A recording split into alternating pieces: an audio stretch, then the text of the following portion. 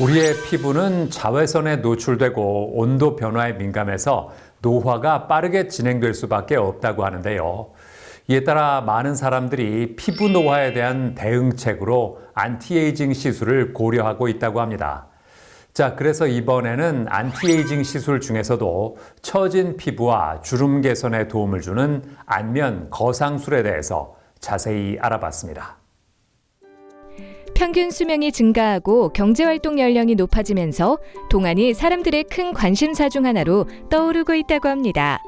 우리의 피부 노화는 20대 후반부터 본격적으로 시작되는데요. 피부 속 콜라겐과 엘라스틴이 감소하면서 피부 두께가 얇아지고 탄력이 떨어진다고 합니다. 그렇기 때문에 많은 사람들이 피부 노화를 조금이라도 늦추고자 고민한다고 하는데요. 다행히 의료기술의 발달로 피부 탄력과 주름 개선에 도움을 주는 다양한 안티에이징 수술이 등장하면서 선택의 폭을 넓히고 있다고 합니다. 특히 안면 거상술은 중년층에서 선호하는 안티에이징 수술로 알려져 있지만 최근에는 비교적 젊은 층까지 연령대가 확대되면서 주목을 받고 있다는데요. 나이가 들어감에 따라 탄력이 떨어지면서 이마와 얼굴, 목이 처지고 주름이 생기게 되는데요. 이렇게 늘어진 부위를 효과적으로 끌어올려서 탄력적이고 생기 있는 얼굴로 만들 수 있도록 도와주는 수술이 안면 거상술입니다. 안면 거상술은 볼살이 늘어져 마리오네트 주름이 심하거나 턱살이 처져서 얼굴선이 울퉁불퉁해진 경우 또는 이마주름으로 고민하는 경우에 고려할 수 있는 수술 방법이라고 하는데요.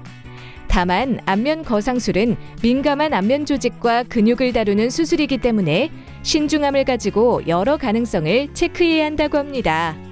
사전에 풍부한 해부학적 지식과 숙련도를 갖춘 의료진과의 상담을 통해 수술 후 출혈 가능성이나 염증 발생 등 위험에 대한 부분을 충분히 알아두고요.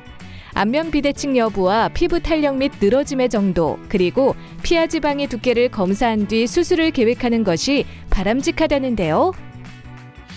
노화가 진행되면서 얼굴의 근막층인 스마스층이 늘어져 주름이 두드러지게 되는데 이 스마스층을 유지인 데가 고정하고 있습니다.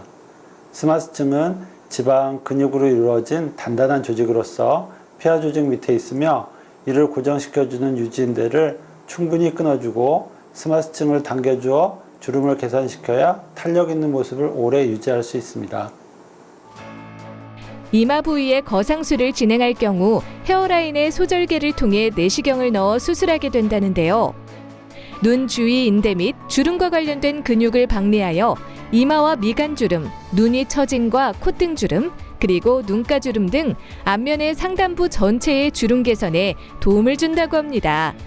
입가 주위의 주름을 개선하기 위한 거상술을 진행할 경우에는 귀 앞쪽 절개창을 통해 턱끝 인대까지 근막층 아래로 박리한 후 이를 끊어주고 볼록한 심부 볼지방도 제거한다는데요.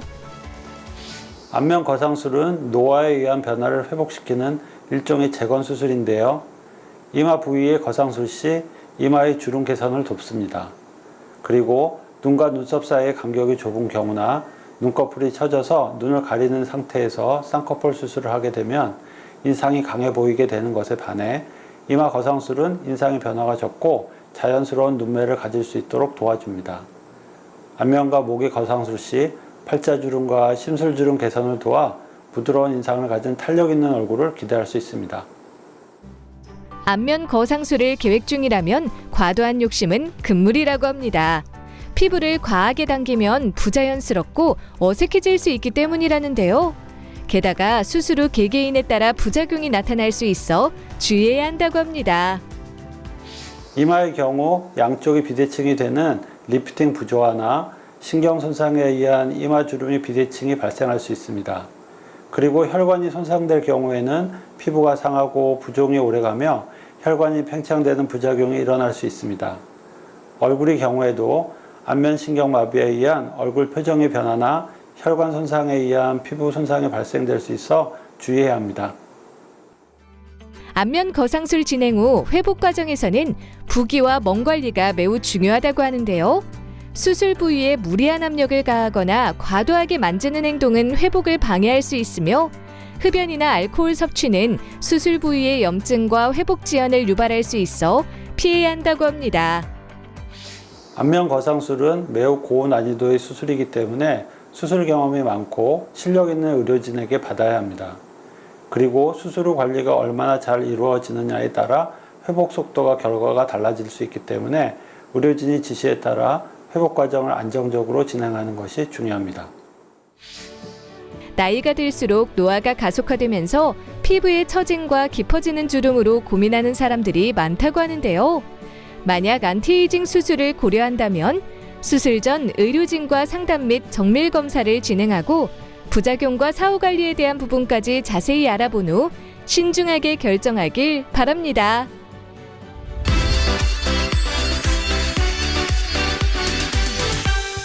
가정에서 필수적으로 사용하는 가전제품인 밥솥도 세심한 관리가 필요한데요. 보통 내솥에 쌀을 넣어 씻는 경우가 많은데 이러면 딱딱한 쌀이 내솥을 긁어 코팅이 벗겨지기 때문에 쌀은 전용 세척볼에서 씻은 후에 내솥으로 옮겨 담아야겠습니다. 그리고 내솥 외부에 물기가 묻어 있으면 고장의 원인이 되기 때문에 사용 전 물기를 닦아줘야 하고요. 보온 기능을 오래 켜두면 내솥 수명이 짧아지기 때문에 밥이 남았다면 별도 용기에 담아서 냉동 보관하는 것이 좋다고 하니까 참고하시기 바랍니다. 저는 다음 시간에도 다양한 소식 가지고 인사드리겠습니다. 고맙습니다.